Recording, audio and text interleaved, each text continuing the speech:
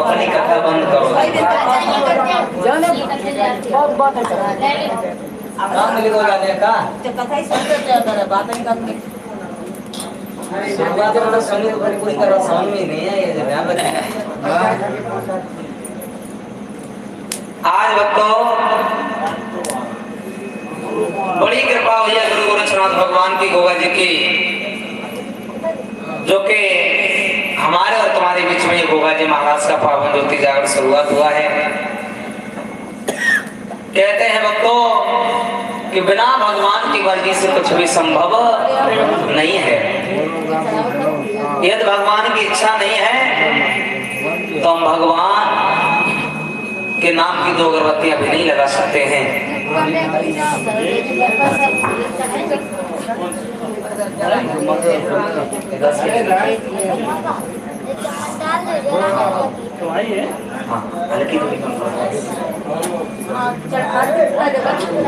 और भक्तों जैसी आप सभी भक्तों की इच्छा है गोगा जी महाराज के अवतार की कथा सुनने की, तो सुनेंगे बड़े ध्यान से। हाँ, सुनेंगे बड़े ध्यान से गोगा जी महाराज के अवतार की कथा। और गोगा जी महाराज के अवतार की कथा में महायोगी शिव अवतारी गुरु गोरक्षनाथ भगवान की कथा भी सुनने को मिलेगी। उनके गुरु जो मच्छिंद्र नाथ जी हुए हैं उनकी भी कथा सुनने को मिलेगी गोगा जी महाराज के अवतार की कथा में। तो आज आप लोगों के समक्ष गोगा जी महाराज के जन्म की गाथा लेकर के चल रहे हैं। और ध्यान दें भक्तों, जब भी गोगा जी महाराज के जन्म की गाथा सुनाई जाती है तो ये बात जरूर आती है कि ददरेवा नगर की जो महारानी बाछल हुई हैं, उन बाछल मैया के जीवन में, माता बाछल के जीवन में ज्ञानी ब्राह्मणों ने बताया है कि भैया तुम्हारे जीवन में तो 7 जन्म तक संतान का मुख देखना नसीब नहीं है। ये बात ज्ञानी ब्राह्मणों ने माता बाछल को बताई। लेकिन भक्तों बात यह है कि फिर आखिर माता बाछल ने आगे चल करके ऐसा कौन सा सत्कर्म किया, ऐसा कौन सा कर्म किया है जिससे फिर माता बाछल को ऐसे पुत्र की प्राप्ति हो गई है जिस पुत्र का नाम आज सारे संसार में है। घर घर में उस बालक की पूजा हो रही है जिस मैया के जीवन में संतान का सुख था ही नहीं, फिर उस माता बाछल को ऐसे पुत्र की प्राप्ति कैसे हो गई है। आखिर माता बाछल ने वो सत्कर्म कौन सा किया जिससे महायोगी शिव अवतारी गुरु गोरक्षनाथ भगवान ने माता बाछल की लिखी तकदीर को बदल दिया। आज वही सत्कर्म की गाथा आप लोगों के बीच में लेकर के चले हैं। प्रेम से जयकार लगाएं। सांचे दरबार की गौर करते हैं भक्तों, राजस्थान प्रांत में शहर बागड़ में जो भक्तों आज ददरेवा नगर स्थित है, और उस ददरेवा नगर के महाराज हुए हैं सदियों पहले चौहान वंश के ठाकुर महाराज उमर सिंह। और उमर सिंह महाराज के 2 राजकुमार हुए हैं। बड़े राजकुमार का नाम है जीवर सिंह, छोटे राजकुमार का नाम है नीवर सिंह। एक पुत्री हुई है बड़ी ही सुंदर है जिसका नाम है छबील देव। महाराज उमर सिंह के महल में बड़ी ही प्रसन्नता है भक्तों, किसी बात की चिंता नहीं है। और जब महाराज उमर सिंह के महल में जो दोनों राजकुमार पलते बढ़ते गए हैं और जब ये दोनों शादी के योग्य होते हैं तो महाराज उमर सिंह अपने दोनों राजकुमारों की शादी हरियाणा में सिरसा पाटन नगर के महाराज हैं कुंवरपाल और बताया है भैया।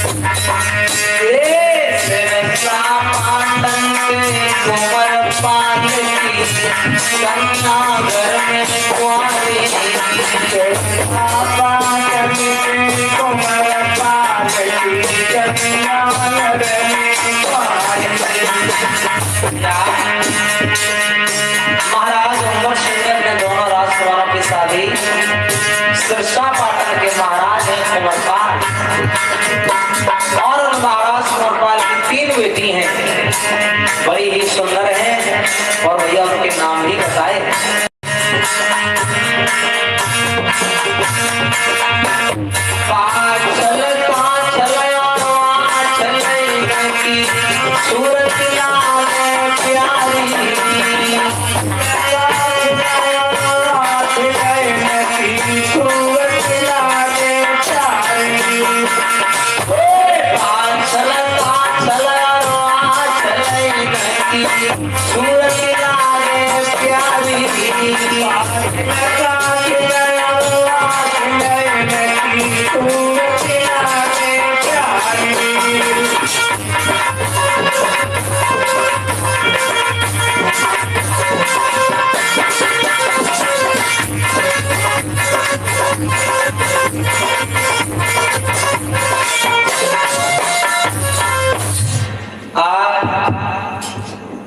इधर महाराज उमर सिंह ने अपने दोनों राजकुमारों की शादी हरियाणा में जो सिरसा पाटन नगर है और उस सिरसा पाटन नगर के महाराज है कुंवरपाल और महाराज कुंवरपाल के भक्तों 3 बेटी हैं। बड़ी बेटी का नाम है बाचल, उससे छोटी का नाम है काचल, अर्थात जो तीसरी बेटी उसका नाम है आंचल। बाचल, काचल, आंचल ये 3 बहनें हैं। महाराज उमर सिंह ने अपने बड़े राजकुमार जेवर सिंह की शादी कुंवरपाल की बड़ी बेटी बाचल के साथ में की है और छोटे राजकुमार नेवर सिंह की शादी बाचल से छोटी जो काचल है उसके साथ में की है। यानी इधर दोनों खास भाई हैं तो उधर भी दोनों खास बहनें हैं। महाराज उमर सिंह के महल में जब 2 रानियां आई हैं, बड़ी ही प्रसन्नता है भक्तों, महल में किसी बात की चिंता नहीं है। और भक्तों महाराज कुंवरपाल की जो छोटी बेटी रह गई है जिसका नाम है आंचल, ऐसा प्रमाण मिला है उस आंचल की शादी महाराज ने हरियाणा में ही नवलगढ़ के राजा नवल सिंह के लिए की है। समय भक्तों धीरे धीरे व्यतीत होता है। महाराज उमर सिंह के महल में 2 रानियां हैं, बड़ी प्रसन्नता है, लेकिन ध्यान रखना जब समय व्यतीत होता है तो महाराज के महलों में वो प्रसन्नता ज्यादा दिनों तक नहीं ठहरी। क्या होता है कि महाराज उमर सिंह के महल में जो 2 रानियां हैं, दोनों राजकुमारों की रानियां हैं, वो बांझ हैं। इनकी कोख से किसी संतान ने जन्म नहीं लिया। तो महाराज उमर सिंह को बड़ा दुख हुआ है, महलों में चिंता बन जाती है प्रसन्नता की जगह। सबसे पहले महाराज उमर सिंह ने राज्य का बंटवारा कर दिया। बड़े राजकुमार जेवर सिंह को सावर नगरी का राजा नहीं बनाया है, जेवर सिंह को तो ददरेवा नगर का राजा बनाया और छोटे राजकुमार नेवर सिंह को सावर नगरी का इलाका दे दिया है, छोटे राजकुमार को। और जिस समय ददरेवा नगरी के राजा जेवर सिंह हुए हैं, इन्होंने बड़ी ही अच्छी तरीके से राज्य संभाला है। इनके राज्य दरबार में किसी बात की कमी नहीं है, प्रजा बड़ी प्रसन्न है। लेकिन भैया कमी है तो सिर्फ संतान की कमी है।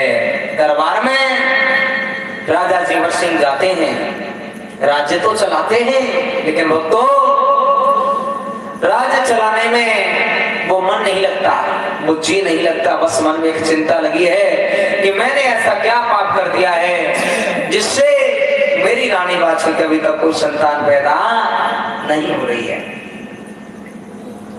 ऐसा नहीं भक्तों, दरबार में राजा जेवर सिंह बैठे। जब ज्यादा चिंता बढ़ी है तो पंडित जी महाराज को बुलाया है और मन में विचार आया कि पंडित जी महाराज से हम कह करके पत्र दिखवाएंगे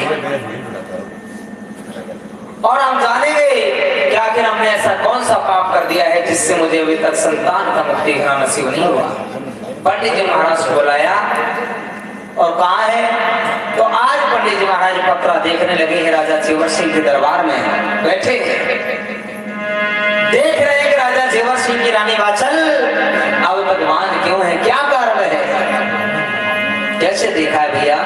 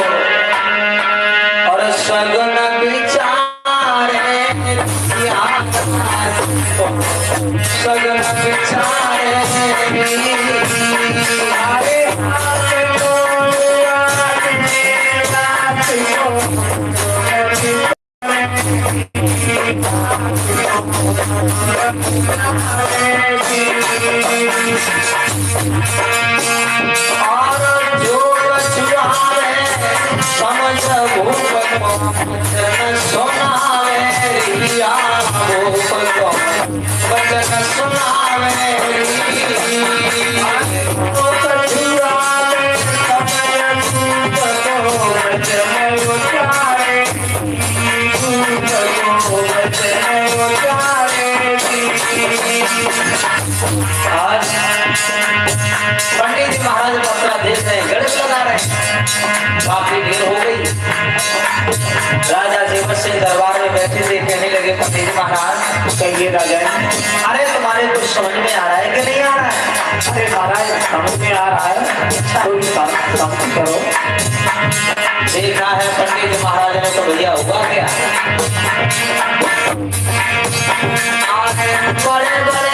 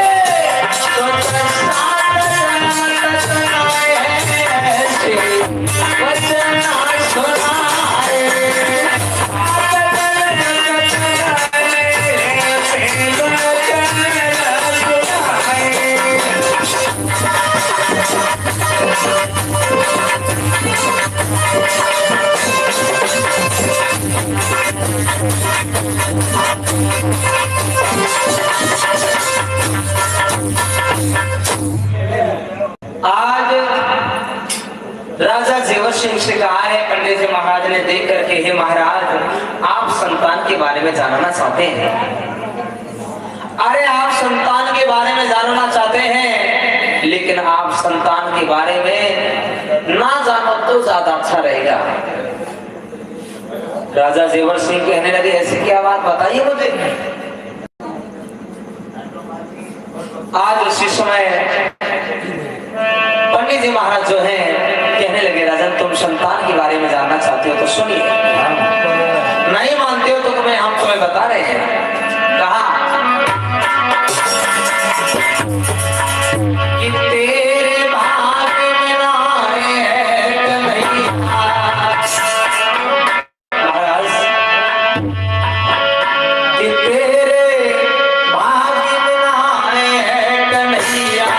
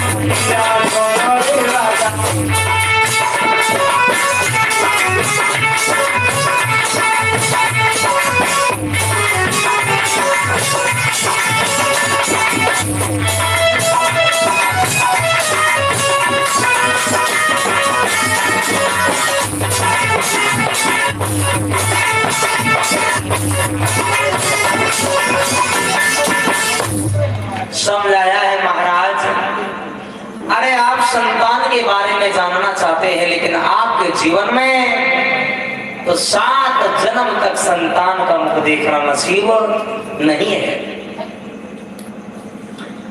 और भक्तों जो तने शब्द सुने, राजा जेवर सिंह की आंखों में आंसू भर आए और एकदम से कहने लगे, हे पंडित जी महाराज, क्या ये सच है?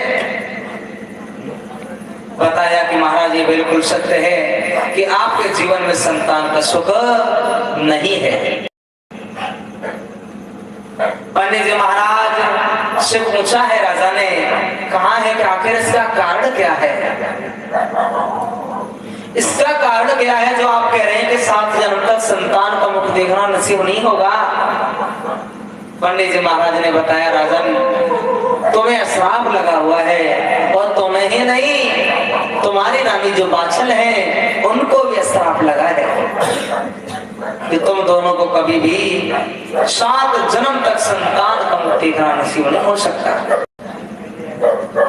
राजा जेवर सिंह मन में विचार करते हैं, अब क्या किया जाए? बड़े दुखी है राजा जेवर सिंह और मन में एक इच्छा जागृत हुई है। पंडित जी महाराज से पूछा है, पंडित जी महाराज कहिए राजन। अरे मेरी इच्छा ये हो रही है जानने की कि आखिर हमने ऐसा कौन सा पाप कर दिया है जिससे मुझे श्राप लग गया है। कृपा करके मुझे पंडित जी महाराज श्रापों के बारे में विस्तार से समझाएं। आज उसी समय श्रापों के बारे में भी बताया है पंडित जी महाराज ने कहा है कि सुनिए राजन, मैं तुम्हें श्रापों के बारे में भी बता रहे हैं कि तुम्हें कैसे श्राप लग गया है, क्या किया है तुमने। और भक्तों श्रापों के बारे में हमें जैसा प्रमाण मिला है वैसा हम आप लोगों के बीच में लेकर के चल रहे हैं।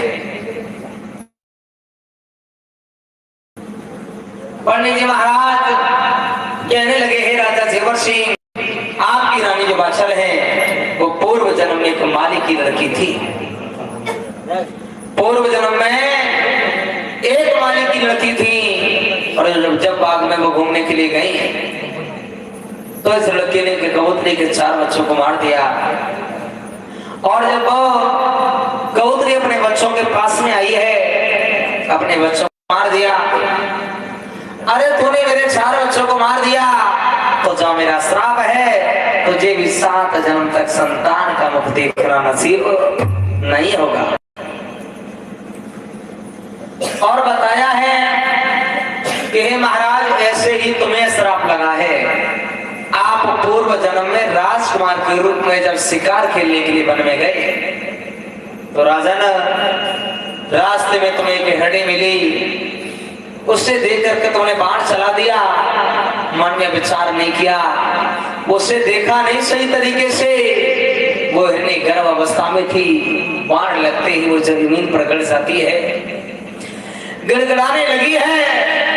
राजा ने उस समय अपने बच्चे को जन्म तो दिया, क्यों? क्योंकि वो हिरणी भागने में असमर्थ थी, अपने बच्चे को कुछ ही देर में जन्म देने वाली थी। दोबारा बाण लगते ही वो गिर जाती है, जन्म तो देती है अपने बच्चे को, लेकिन प्यार दुलार तक नहीं कर सकी और रोते रोते वो काल के मुंह में समाने लगी और रोते रोते श्राप दिया है कि हे राजकुमार, तुमने मेरे बाण मार दिया है और मैं मर रही हूँ। अपने बच्चे को मैं जन्म तो दे रही हूँ लेकिन प्यार दुलार तक नहीं कर सकी, इसलिए मेरा श्राप है कि तुझे भी 7 जन्म तक संतान सुख देखना नहीं होगा। मेरे भैया आओ तो राजा जेवर सिंह बड़े दुखी है, रो रहे, भगवान से विनय करते ही, प्रभु तुमने कैसे मुझे दिन दिखाए। पंडित जी महाराज कह रहे हैं कि 7 जन्म तक संतान को देखना नसीब नहीं होगा।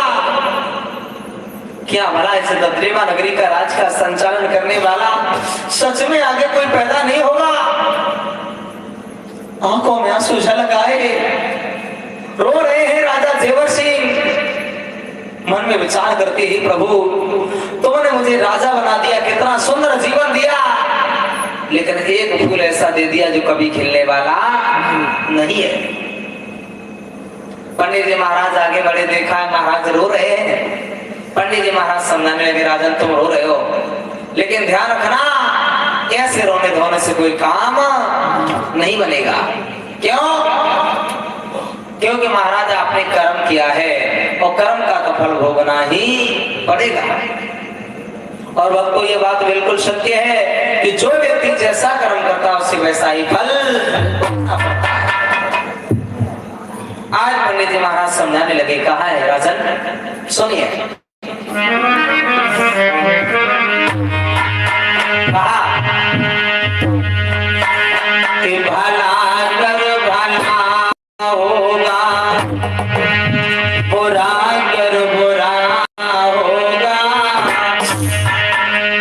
नेकी और बदी का बंदे यही फैसला होगा। नेकी और बदी का बंदे यही फैसला होगा। भला भला होगा, बुरा बुरा होगा, नेकी और बदी का बंदे यही फैसला होगा।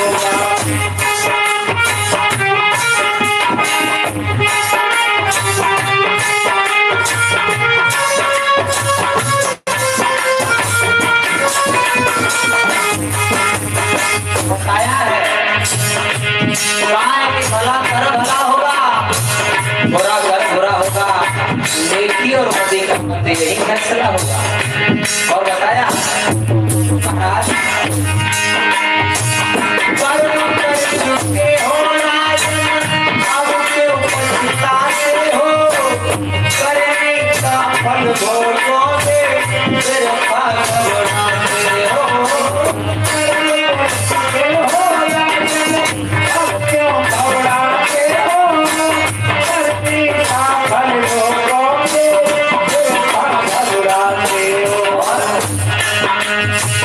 जैसा कर्म किया है तुमने, जैसा कर्म किया है तुमने, वैसा तेरे साथ होगा, वैसा तेरे साथ होगा।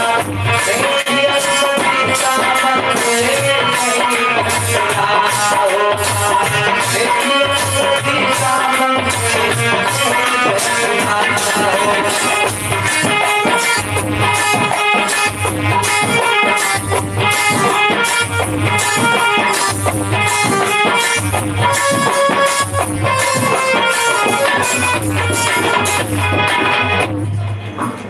समझाया है, कहा है कि महाराज आपने जैसा कर्म किया है वैसा आपको मिलेगा, रोने से कोई काम नहीं बनेगा।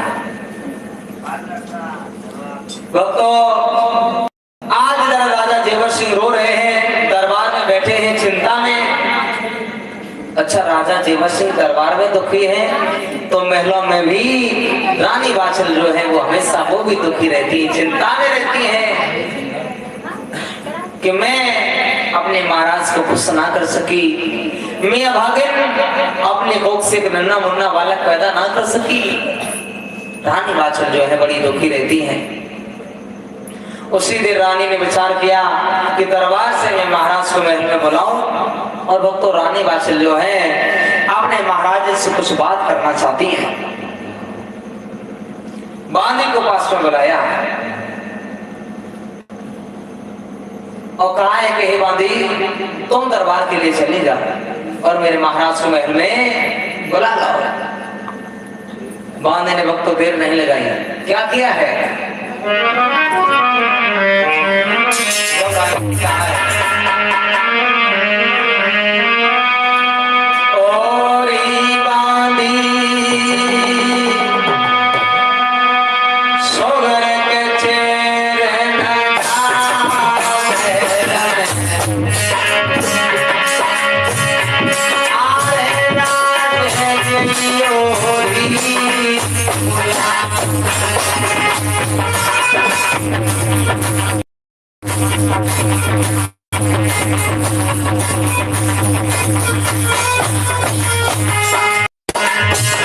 तो ये बांदी ने देर नहीं लगाई, क्या कहा किया?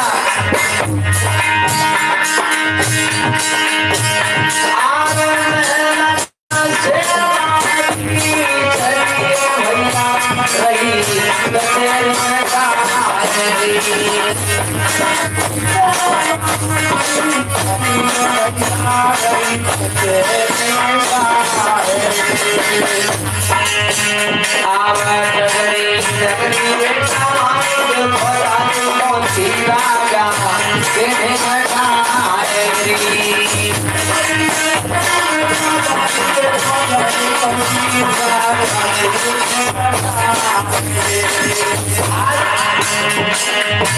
वाणी चली है, राजा के दरबार में पहुंच जाती है। देखा है बांधे महाराज दरबार में बैठे हैं। ध्यान रखना भक्तों, बांधे ने कुछ कह नहीं पाया। तब तक राजा ने देखा है कि महल से बांधी आई है। एकदम से पूछने लगे, अरे बांधी तुम महलों से आई हो तो क्या किसका लाई हो? अरे महाराज, आप घर को चलो, तुमको रानी ने बुलाया है। अच्छा, हाँ। और जो भैया कहा है कि मुझे रानी ने बुलाया। राजा जेवर सिंह ने भक्त देर नहीं लगाई, क्या काम दिया?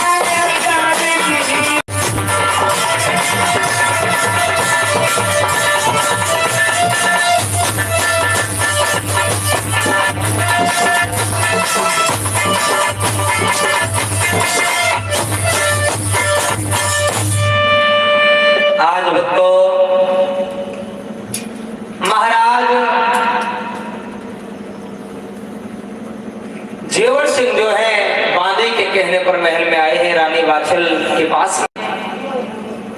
और जिस समय रानी बाछल ने देखा कि मेरे स्वामी आ गए हैं, रानी बाछल ने भक्तों देर नहीं लगाई है, अपने महाराज के लिए तुरंत ही आसन डाल दिया है, बैठा लिया अपने महाराज को।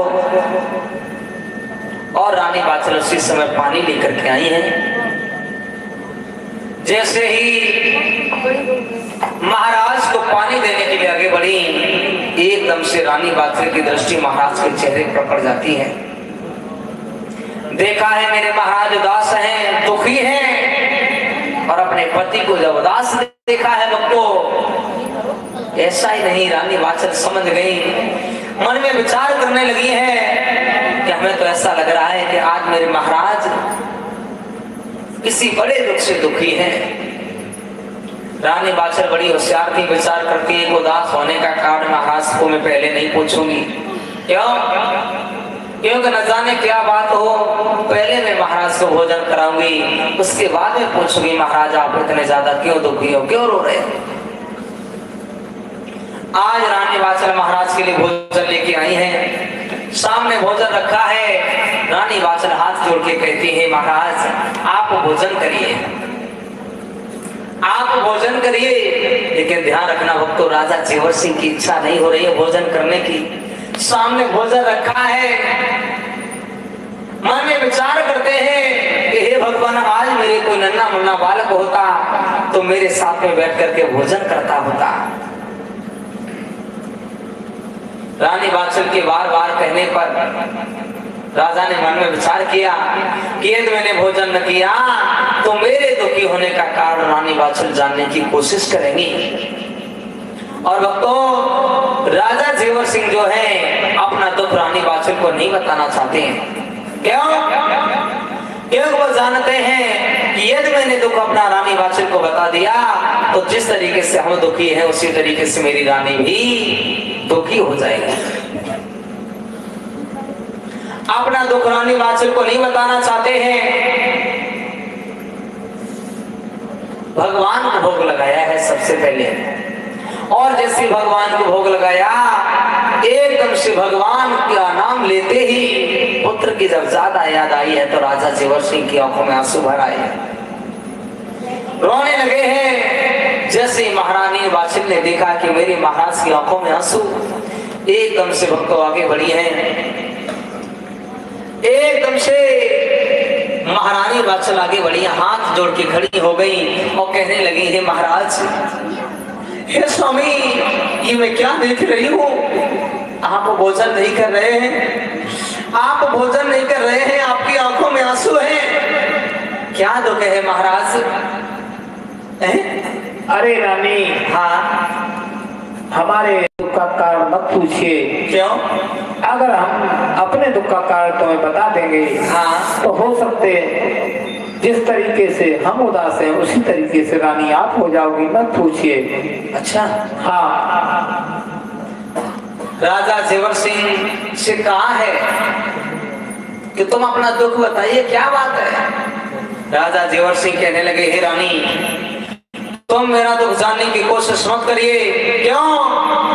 क्योंकि मुझे मालूम है कि यदि मैंने अपना दुख तुम्हें बता दिया तो जिस तरीके से हम दुखी उसी तरीके से तुम भी दुखी हो जाओगी। लेकिन रानी बादशाह ने कहा, महाराज, अरे महाराज, आपके दुख व सुख जानने का मेरा पूरा अधिकार है, आप हमें बताएं कि आप इतने ज्यादा क्यों दुखी हैं।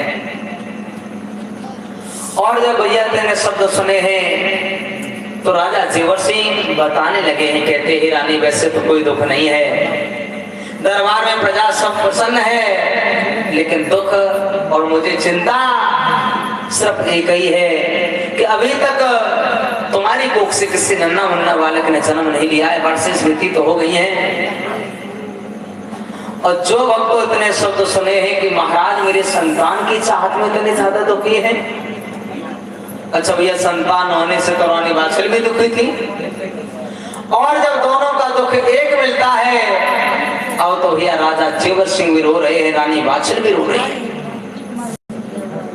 दोनों प्राणी रो रहे हैं। काफी देर हो गई, रानी बादशाह ने मन में विचार किया, इससे रोने धोने से कोई काम नहीं बनेगा। आगे बढ़ी है रानी बादशाह, महाराज के सामने हाथ जोड़ती खड़ी हो गई, कहने लगी, हे स्वामी, आप ऐसा करो, ये रोना बंद करिए, भोजन करिए महाराज, और एक मेरी बात मान लीजिए महाराज, आप दूसरी शादी कर लीजिए। क्यों? क्योंकि महाराज, मुझे मालूम है कि जब आप दूसरी शादी करेंगे, दूसरी रानी जब महल में आएगी तो भगवान अवश्य कृपा करेंगे, उसके अवश्य संतान हो जाएगी, नाम आगे बढ़ जाएगा। महाराज, दूसरी शादी करिए आप। और जो भैया दूसरी शादी की बात की है, एकदम से राजा जेवर सिंह कहने लगे, रानी, तुम ये क्या कह रही हो? अरे रानी बाचल, तुम्हें मालूम होना चाहिए, वो दूसरी रानी आते ही आते तुम्हें घर से निकलवा देगी, तुम्हें घर से बाहर निकलना पड़ेगा। और रानी, वो भी बात नहीं है, बात यह है कि तुम भी बांझ हो और तुम्हारी छोटी बहन जो काजल है वो भी बांझ है। आज राजा जेवर सिंह जो है कहते हैं कि रानी, हम दूसरी शादी इसलिए नहीं करेंगे। कहा, अरे तुम रानी रही बाज और बहन तुम्हारी बाज, तुम रानी रही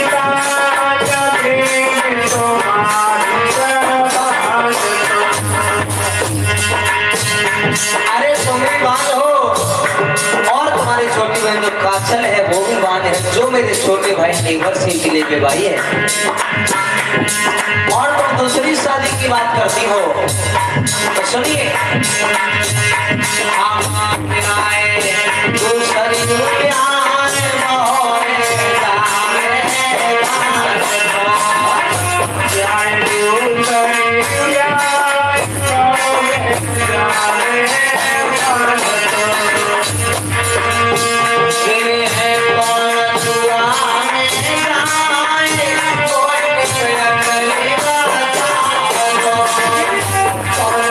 Yeah.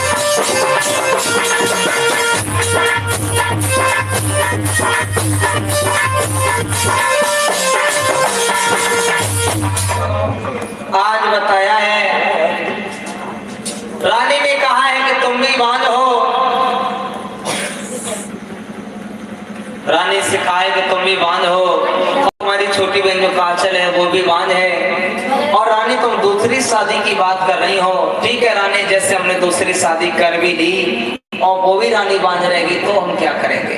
तो हमारा तीसरी शादी कर ली हो क्या? हाँ, ये तुम कैसी बातें कर रही हो रानी? अगर हमने तीसरी शादी की और वो भी रानी मान रहेगी तो चौथी कर दी हमारा जो करता रहे जिंदगी भर। और क्या करे, करना पड़े हमारा। राजा जेवर सिंह कहते रानी हम दूसरी शादी नहीं करेंगे। क्यों? सुनिए, कहा कि योरी रानी हम नहीं करेंगे धर्म में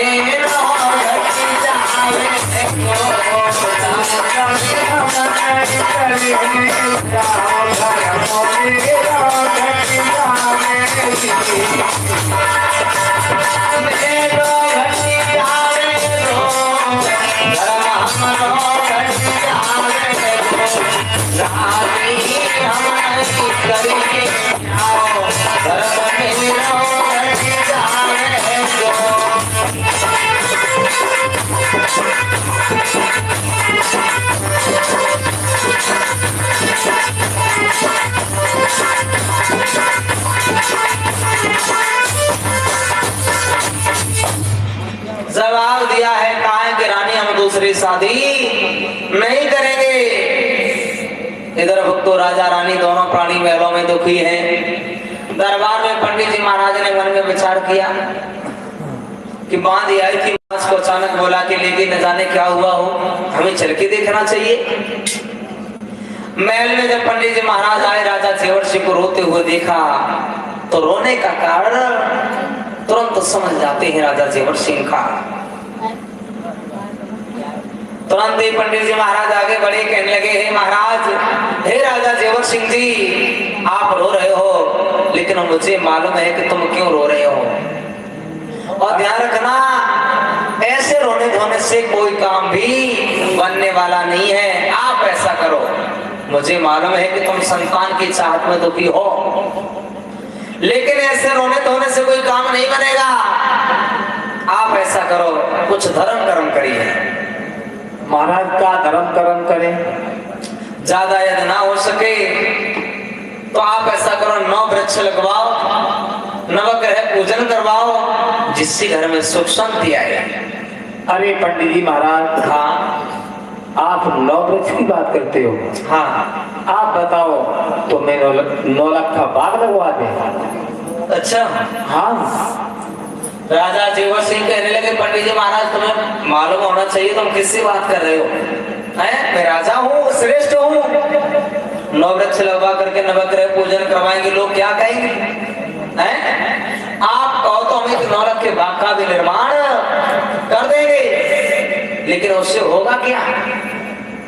पंडित जी महाराज कहने लगे हैं कि राजन तुम्हारी ऐसी ही श्रद्धा है तो आप ऐसा करो, एक बाग लगवाओ, एक बाग लगवाओ जिसमें 9 लाख वृक्ष हो। बाग में जगह जगह कोई खुदवा धर्मशाला बनवाओ, भगवान भोलेनाथ का मंदिर बनवाओ, मूर्ति स्थापित करो, और जब राजन तुम ऐसे धर्म कर्म करोगे, बाग लगवाओगे, कुएं खुदवाओगे, धर्मशालाएं बनवाओगे, तो राजन आगे चल करके तुम्हारे बाग में ऐसा कोई संत फकीर आ जाएगा जो वृक्षों की छाया में बैठ करके कुएं का ठंडा नीर पिएगा, भगवान भोलेनाथ का पूजन अर्चन करने के बाद जरूर ही वो दुआ देगा कि मनोकामना पूर्ण हो उसकी, जिन्होंने ये बाग लगवाया हो, मन इच्छा पूरी हो उसकी, जिन्होंने ये कुएं खुदवाए हो, धर्मशाला बनवाई हो। तो पता नहीं किस संत फकीर की दुआ लग जाए महाराज और आपकी रानी की गोद हरी भरी हो जाए। और ध्यान रखना महाराज, इतना सब कुछ करने के बाद बाग के बीच में एक सुंदर सा तालाब बनवाना, उसमें हमेशा पानी भरे रहने की व्यवस्था होनी चाहिए। क्यों? क्योंकि बाग में पक्षी पशु प्यास से व्याकुल होकर के मरे ना। आज तो राजा जेवर सिंह की पंडित जी महाराज की बात समझ में आ जाती है। राजा ने भक्तों देर नहीं लगाई, तुरंत अपने ठेकेदारों को बुलाया, आदेश किया है कि हे भैया ठेकेदार, मैं एक 9 लाख के बाग का निर्माण करना चाहते हैं, मैं एक 9 लाख के बाग का निर्माण करना चाहते हैं, इसलिए मेरी बात सुनो।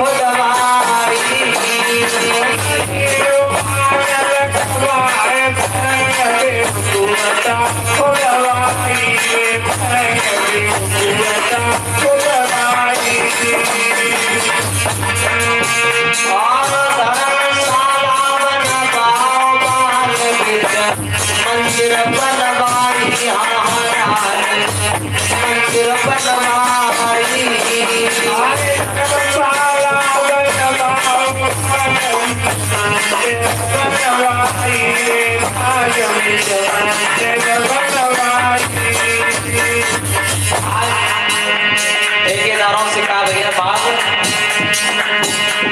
मेरे लगवाने की इच्छा है, आप ऐसा करो, चले जाओ जहां जहां भी कुछ छुट्टी के वृक्ष मिले, जहां सुंदर वृक्ष मिले, वहां से वृक्षों की खरीद करके लाओ और धन की चिंता मत करना ठेकेदार भैया, जब तो ना भी धन खर्च होगा तुम्हें दरबार से मिल जाएगा। माना जाता है कि ठेकेदार लोग काबुल के लिए जाते हैं, काबुल से सुंदर सुंदर बच्चों की खरीद करके लाए हैं और 9 लाख के बाग का निर्माण शुरू होता है। राजा ने ज्यादा समय न लेते हुए क्या काम कर दिखाया है, ध्यान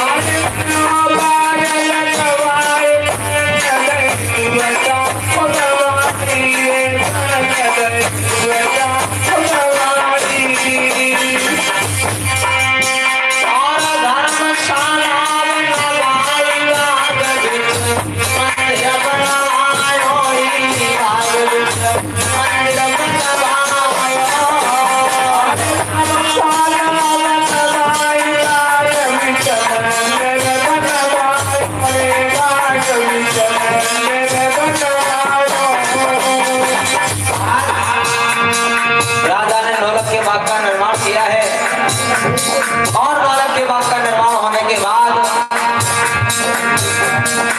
राजा देवर्षि बड़े प्रसन्न हुए हैं। बाग में जगह जगह कुएं खुदवा दिए, धर्मशाला बनवा दी, भगवान भोलेनाथ का मंदिर बनवा दिया, मूर्ति स्थापित किए हैं और उसी बाग में सुंदर से तालाब की व्यवस्था की है। इतना सब कुछ हो जाने के बाद भी राजा देवर्षि उसी बाग में बैठ गए हैं और यज्ञ करना प्रारंभ करते हैं। कैसे